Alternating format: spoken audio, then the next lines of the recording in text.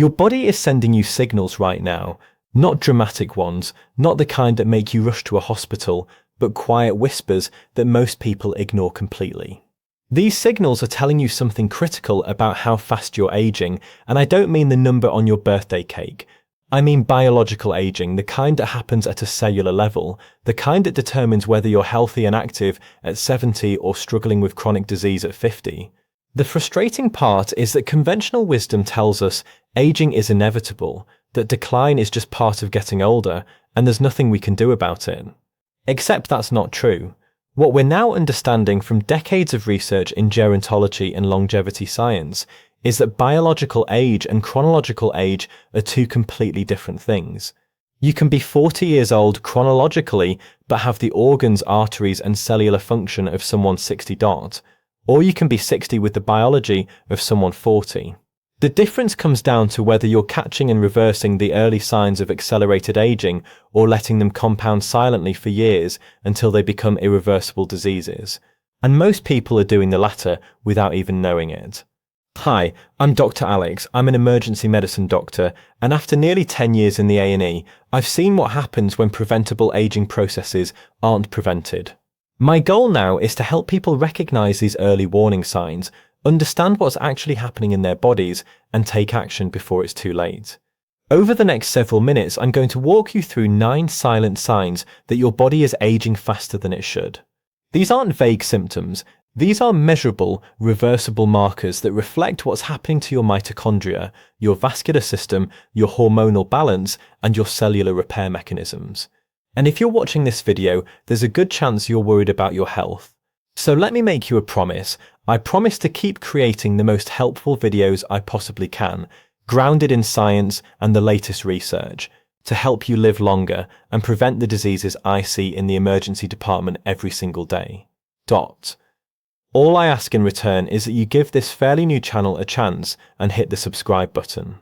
If you get to the end of this video and you didn't think it was worth your time or you've not learned something new, then feel free to unsubscribe, no hard feelings. But if you give me your time and your attention, I'll give you everything I've learned from over a decade in medicine. So please help me out. Hit the subscribe button to help this channel reach more people like you. And let's continue. The first sign is something you've probably noticed but dismissed as normal tiredness. It's when you wake up after 7 or 8 hours of sleep and you still feel exhausted. Not just groggy for the first few minutes, but genuinely fatigued throughout the morning, needing caffeine just to feel baseline functional. What's happening here isn't a sleep quantity problem, it's a sleep quality problem, specifically a problem with deep restorative sleep. During deep sleep, your body performs critical repair functions. Growth hormone gets released, cellular debris gets cleared through the glymphatic system in your brain, and damaged proteins get broken down and recycled. When you're not getting adequate deep sleep, these repair mechanisms don't run properly. The result is that cellular damage accumulates faster than it gets fixed. Your mitochondria, the energy-producing structures in your cells, start functioning less efficiently. Inflammation markers rise, cortisol patterns get disrupted, and over months and years, this creates a state of chronic physiological stress that accelerates every aging process in your body. The key indicator here is not just feeling tired, but feeling tired despite sleeping enough hours. If you're tracking your sleep with any kind of device, you'll often see reduced deep sleep percentages. Clinically, this shows up as elevated inflammatory markers, impaired glucose tolerance, and reduced human growth hormone secretion. The underlying mechanisms involve circadian rhythm disruption, often driven by late-night screen exposure, irregular sleep schedules, or poor sleep environment factors like temperature and light. The chronic sleep debt creates a metabolic state that mimics accelerated aging. Your cells are being damaged faster than they're being repaired, and that's the definition of biological aging. The second sign is a subtle change in your skin that has nothing to do with wrinkles. It's when your skin loses what dermatologists call turgor, which is the ability to snap back quickly when you pinch it. Try this now. Pinch the skin on the back of your hand, pull it up gently, and let go. In someone with good hydration and healthy collagen structure, that skin should snap back almost instantly. If it takes a second or two to flatten out, that's telling you something about what's happening to your connective tissue throughout your entire body. Skin turgor reflects the state of your extracellular matrix, which is the structural scaffolding that holds your tissues together. This matrix is made primarily of collagen and elastin, and it requires constant maintenance and turnover. When collagen synthesis slows down and collagen degradation speeds up, you get exactly this kind of change in skin elasticity. But here's what matters: the same process happening in your skin is happening in your blood vessels, your joints, your tendons, and your organ capsules. Reduced collagen turnover is a systemic aging marker. It reflects chronic low-grade inflammation, oxidative stress, and often deficiencies in the nutrients required for collagen synthesis, particularly vitamin C, glycine, and proline. The loss of skin turgor isn't cosmetic, it's a window into your vascular aging.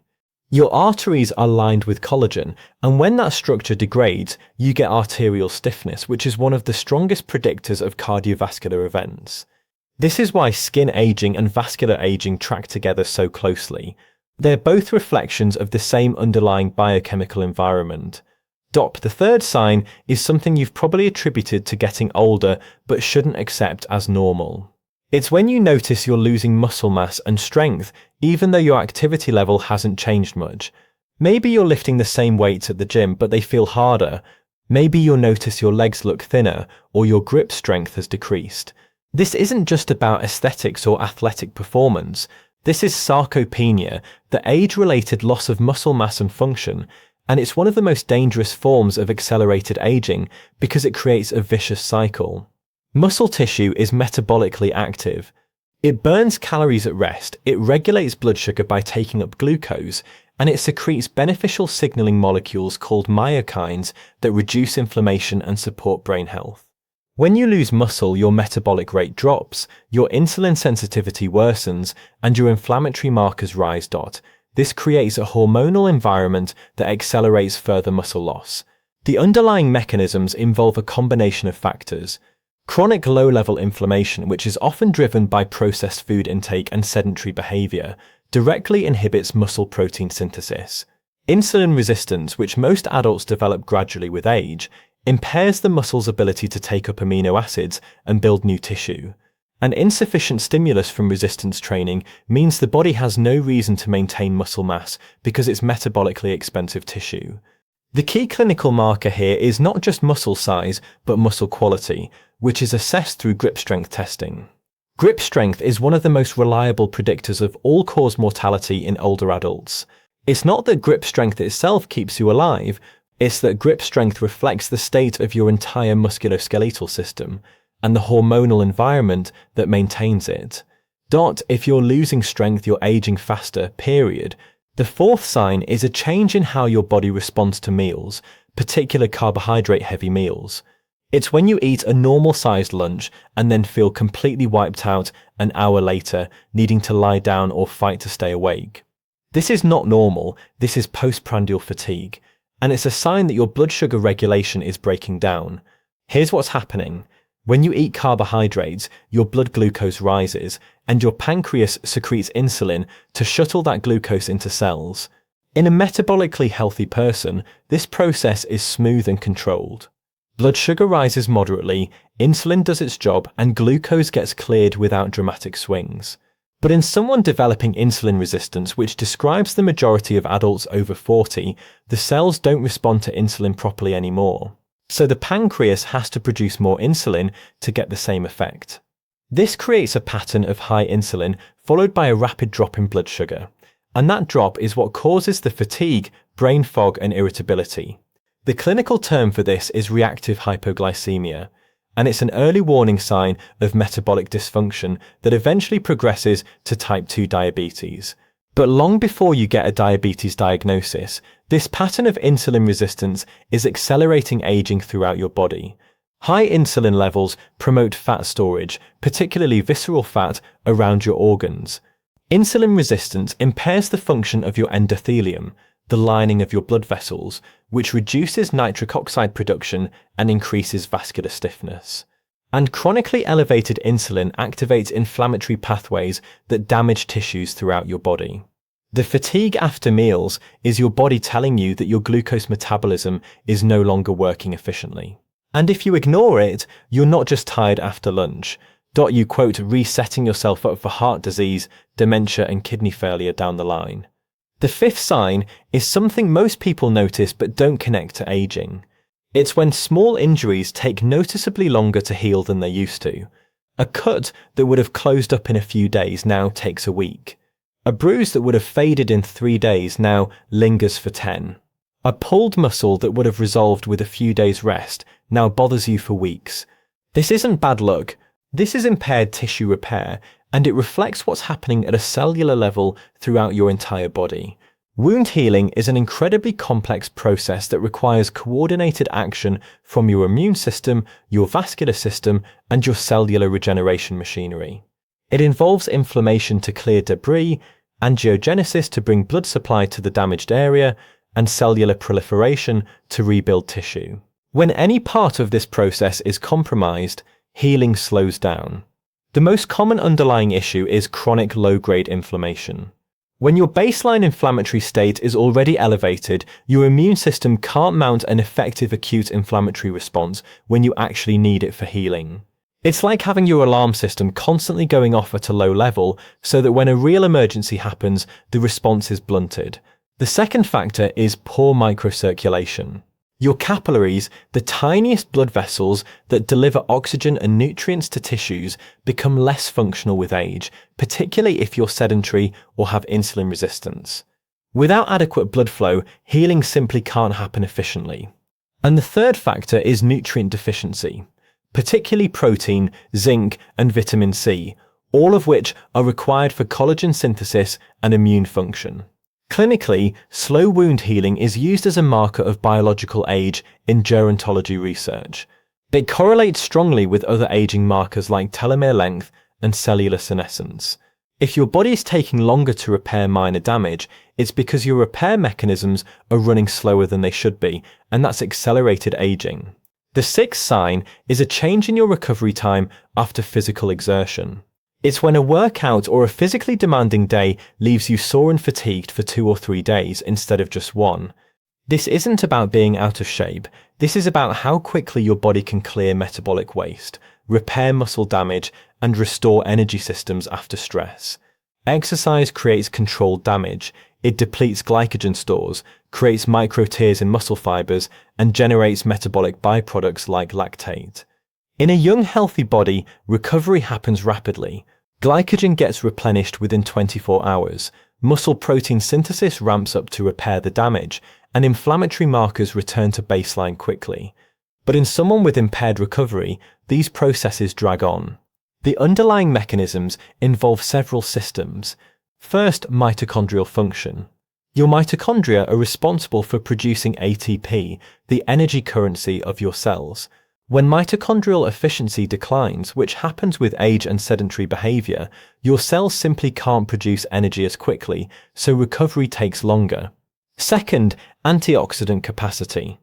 Exercise generates reactive oxygen species, and your body has antioxidant systems to neutralize them. When those systems are overwhelmed, oxidative stress accumulates and slows recovery. And third, protein turnover. Your body needs to break down damaged proteins and synthesize new ones, and this process requires adequate protein intake, optimal insulin signaling, and the presence of growth factors like IGF-1. If any of these are impaired, recovery slows. The clinical marker here is resting heart rate recovery. After exercise, your heart rate should drop quickly as your parasympathetic nervous system takes over. If it stays elevated for hours, that's a sign of poor autonomic function and impaired recovery capacity. Slow recovery is your body telling you that your cellular repair mechanisms are struggling to keep up with the demands you're placing on them. And if that's happening after a workout, it's happening after every other form of stress your body encounters as well. The seventh sign is something you might blame on stress or aging, but is actually a hormonal marker. It's when you notice you're accumulating fat around your midsection, even though your diet and exercise habits haven't changed much. This isn't just weight gain, this is visceral fat accumulation, fat that wraps around your organs in your abdominal cavity, and it's one of the most dangerous forms of accelerated aging, because visceral fat isn't just stored energy. It's metabolically active tissue that secretes inflammatory molecules and hormones that disrupt your entire body. Visceral fat produces cytokines like interleukin-6 and tumor necrosis factor alpha, which promote chronic inflammation. It releases free fatty acids directly into your portal circulation, which overwhelms your liver and contributes to fatty liver disease and insulin resistance.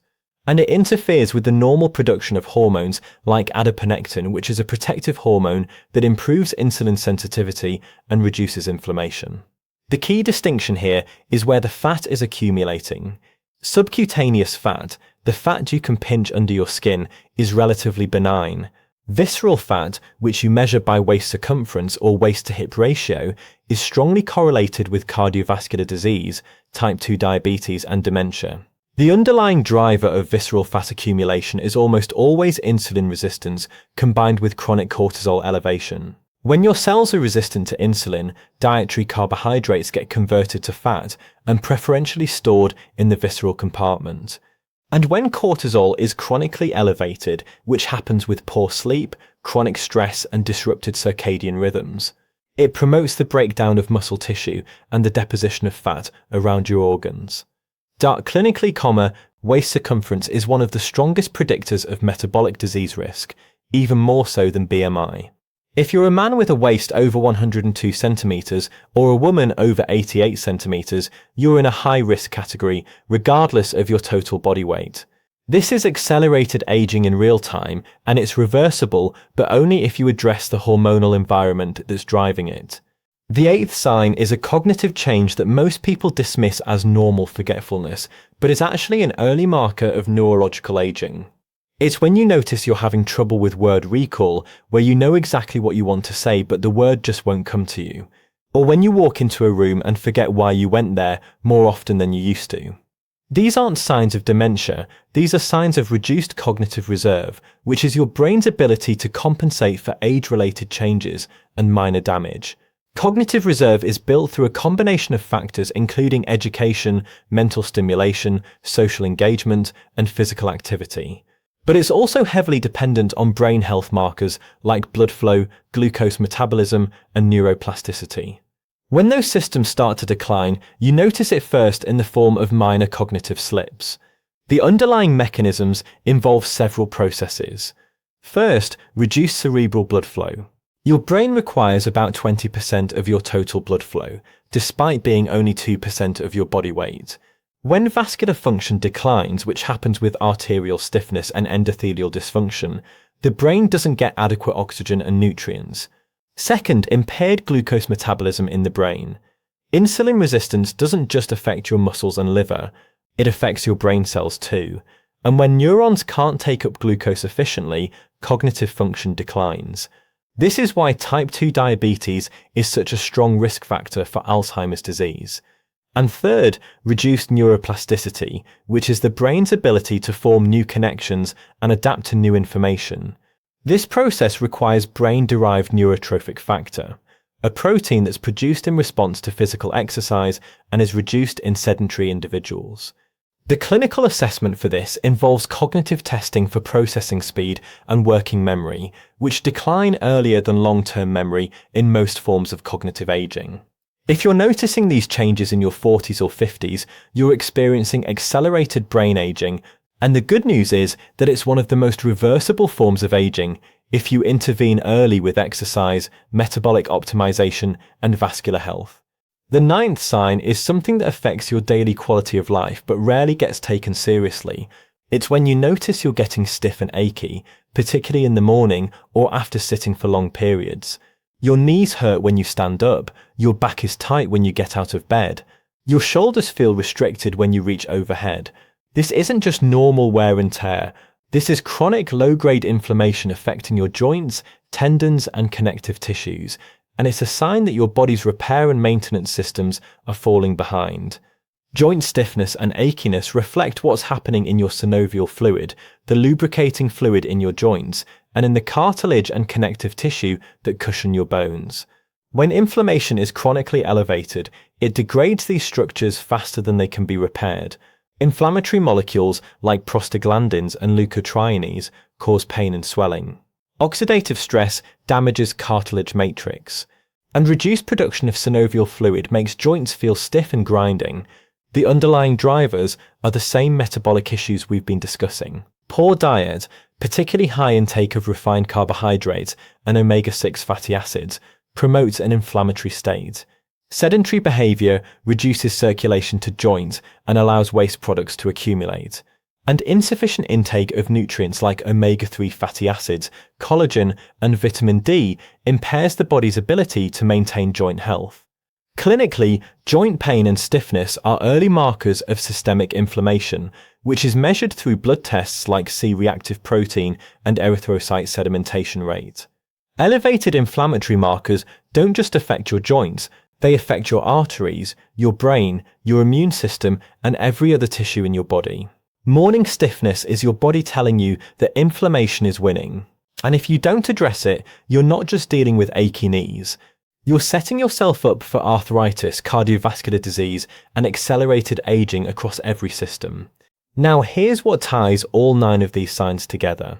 They're not separate, unrelated problems. They're all manifestations of the same underlying biological processes going wrong. Chronic inflammation, insulin resistance, mitochondrial dysfunction, impaired cellular repair, hormonal imbalance. These are the hallmarks of biological aging, and they all feed into each other in a self-reinforcing cycle. Poor sleep drives insulin resistance. Insulin resistance promotes visceral fat accumulation. Visceral fat secretes inflammatory molecules. Inflammation impairs muscle recovery and cognitive function. And the whole system spirals downward unless you intervene. The reason this matters is that most people wait until these quiet signals turn into loud diagnoses. They wait until the fatigue becomes chronic fatigue syndrome. They wait until the insulin resistance becomes type 2 diabetes. They wait until the joint pain becomes osteoarthritis. They wait until the cognitive slips become mild cognitive impairment. And by that point, reversal becomes much harder. The window for prevention is right now when you're noticing these signs, but before they've progressed to irreversible disease. So what actually reverses these processes? The answer is simpler than you think, but it requires consistency. Biological age is reversed when you restore the conditions your body was designed to operate in. That means prioritizing sleep quality, not just sleep duration, which allows cellular repair mechanisms to function properly. It means resistance training, which signals your body to maintain muscle mass and improves insulin sensitivity. It means eating whole foods that don't spike insulin and provide the nutrients required for tissue maintenance and repair. It means managing stress and optimizing cortisol patterns through practices like time-restricted eating, morning sunlight exposure, and regular movement. And it means addressing micronutrient deficiencies, particularly vitamin D, magnesium, omega-3 fatty acids, and protein intake, which are foundational for every repair process in your body. These aren't biohacks or shortcuts. These are the biological requirements for healthy aging. And the patients I see who reverse these signs are the ones who take them seriously, not as optional lifestyle choices, but as medical interventions that are just as important as any medication. In emergency medicine, we see the end result of accelerated aging every single day. We see the 50-year-old with a heart attack whose arteries look like they belong to someone 70. We see the 60-year-old with a stroke whose brain imaging shows extensive small vessel disease. We see the 70-year-old with diabetes and kidney failure who's now on dialysis. And in almost every case, the early warning signs were there 10 or 20 years earlier. The fatigue, the poor recovery, the weight gain, the brain fog, the aches and pains, but they were ignored or dismissed as normal aging. The difference between someone who's biologically young at 70 and someone who's biologically old at 50 comes down to whether they paid attention to these signals and acted on them. Your body is incredibly resilient. It wants to repair itself. It wants to maintain muscle, clear out damaged cells, regulate blood sugar, and keep your brain sharp. But it can only do that if you give it the conditions it needs. And those conditions are not complicated. They're the basics of human biology. Sleep, movement, whole food, stress management, and time. The time factor is critical because biological aging doesn't reverse overnight. It takes months of consistent action to see changes in insulin sensitivity, mitochondrial function, inflammatory markers, and body composition. But those changes are measurable, they're real, and they compound over time. A year from now, you can be biologically younger than you are today, or you can be biologically older. The choice is entirely in your control, and it starts with recognizing these 9 silent signs for what they are. Not inevitable parts of getting older, but early warnings that your biology is aging faster than it should and that you have the power to reverse it. So if you found this useful, if you learned something that's going to change how you think about your health, then please subscribe to the channel to help me reach more people like you. Because the more people who understand these principles, the fewer patients I'll see in the emergency department with preventable diseases. And that's the goal, not just to add years to your life, but to add life to your years.